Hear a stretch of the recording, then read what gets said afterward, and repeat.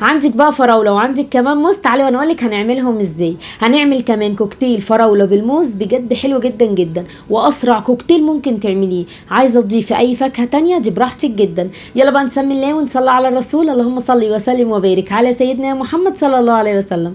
لايك بقى كومنت حلو منكم كده، وتفعلوا زر الجرس عشان ان شاء الله يوصلكم اشعار بكل فيديو انا هنزله. هتجيبي الفراوله وهتغسليها كويس جدا جدا. لازم تنقعيها في الميه شويه كده، وبعد كده تبتدي اللي انت تشطفيها مره واثنين وثلاثه، عشان طبعا بيكون فيها اتربه كده ما يبقاش فيها اي حاجه خالص. فاهميني ازاي؟ يبقى انت كده اتاكدتي من نظافتها. وبعد كده هنبتدي نجيب الفراوله نقطعها زي ما انتم شايفين قطع صغيره. عايزه تقطعيها حلقات براحتك، التقطيع ده براحتك، يعني قطعيها كده قطع صغيره بتبقى حلوه قوي قوي. وكمان احنا خدنا الفراوله اللي مش مستويه عملناها زي ما انتم شايفين كده، والفراوله المستويه ابتديت كمان خدتها وهنعملها عصير، وهوريكي كمان عملناها عصير ازاي دلوقتي. خلاص كده خدنا الفراوله قطعناها قطع صغيره زي ما انتم شايفين، بسم الله ما شاء الله. ودي الفراوله اللي انتم شايفينها دي بقى المستويه. هاخدها كمان واحطها في الخلاط، وابتدي كمان اللي انا انزل بموز وانزل بسكر وانزل كمان بمعلقتين من كريم الجانتيه، وخلاص على كده. وابتدي كمان اللي انا انزل باللبن. يا سلام بجد مشروب عظمه. عارفين كمان ان انتوا لو شربتوا المشروب ده كده لوحده من غير ما تحطوه كمان على الفراوله ولا الموز ولا اي حاجه، والله العظيم بيبقى بجد خطير. ولادي بيعشقوه كده.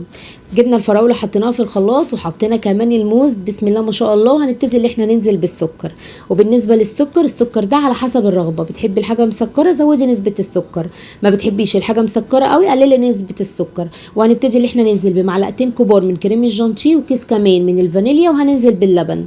خلاص كده خلاص كده. اضربي ده كله بقى في الخلاط، ويا سلام على الجمال. ايه العصير الخطير قوي ده بجد حلو جدا جدا. لازم اعمله لاولادي على طول. بصوا كمان جميل ازاي، يا سلام، ولا تقيل ولا خفيف وحلو قوي قوي. المهم هبتدي كمان اخد الموز، اقطع الموز كمان زي ما انا قطعت الفراوله. هبتدي كمان اقطع كمان قطع من الموز، وابتدي انزل بقى بالمشروب ده، وحطي بقى في الكوبايات. ولازم المشروب يكون ساقع، يعني تبتدي اللي انت كمان تحطيه في التلاجة شويه، وابتدي كمان اللي انت تشربيه بقى للولاد ساقع. بيبقى بجد عظمه، بيبقى في حته تانية خالص. شايفين بقى الجمال. ابتديت كمان اللي انا خدت الفراوله زي ما انتم شايفين قطعتها، هبتدي كمان اقطع عليها موز، والموز كمان هقطعه قطع صغيره.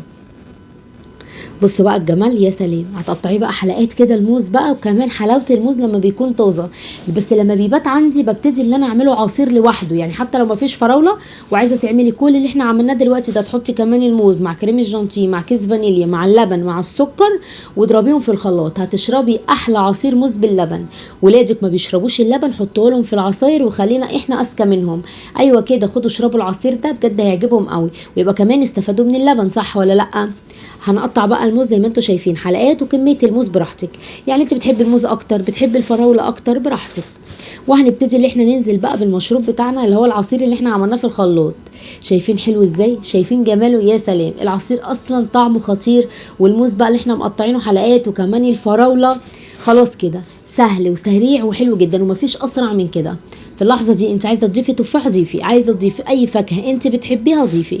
ده اسمه كوكتيل. بس طبعا ده اللي موجود معانا الفراوله والموز، والمتاح عندك اعملي بيه، وما توقفيش حاجتك على حاجه. قومي كده، عندك فاكهه اعمليها، عندك حاجه تتعمل عصير اعمليها، عندك برتقان اعمليه عصير. بصوا الموجود عندك اعملي بيه. تمام كده. ربنا يا رب يخليكي دايما لبيتك ولحياتك ولولادك، وما تتحرميش ابدا منهم، امين يا رب العالمين. وتعملي لهم كده احلى الاكلات واحلى الوصفات. شايفين بقى الجمال؟ شايفين الكوكتيل؟ حطي بقى كده في الكوبايات، وابتدي اللي انت كمان ادي ولادك كده. طبعا انا في اللحظه دي بعد ما عملته حطيته، غطيت طبعا العلبه، وابتديت اللي انا خدتها حطيتها في التلاجة سقعت كده، لان الحاجه لازم في الايام دي بالذات تتشرب ساقعه كده يا سيدي، تبقى حلوه قوي قوي. وهنبتدي ناخده نحطه في التلاجة ونوديه بقى للولاد كده وهو ساقع كده. انت كل ده قاعده بتتفرجي عليا وكمان ما دوستيش اللايك؟ يلا بسرعه اللايك الحلو منك. وكمان امي يلا اعملي مشروب كده للولاد واكليهم وشبعيهم، وربنا يا رب يخليكي كده دايما ليهم. خلاص كده عملت الكوكتيل زي ما انتم شايفين. وهنا بقى اولادي يلا يا ماما، لا احنا مش هنستنى التصوير، احنا هناخد بقى الكوبايات بتاعتنا.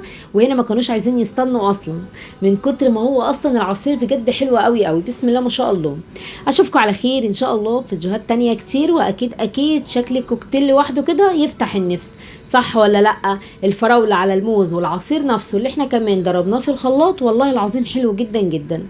اشوفكم على خير ان شاء الله في فيديوهات تانية كتير، ونعمل مع بعض احلى الاكلات واحلى الوصفات، وباذن الله بامرك يا رب الوصفات اللي جايه باذن الله تبقى قويه وتعجبكم جدا جدا. واشوفكم على خير ان شاء الله الفيديو اللي جاي، واسيبكم في حفظ الله ورعايته، والسلام عليكم ورحمه الله وبركاته.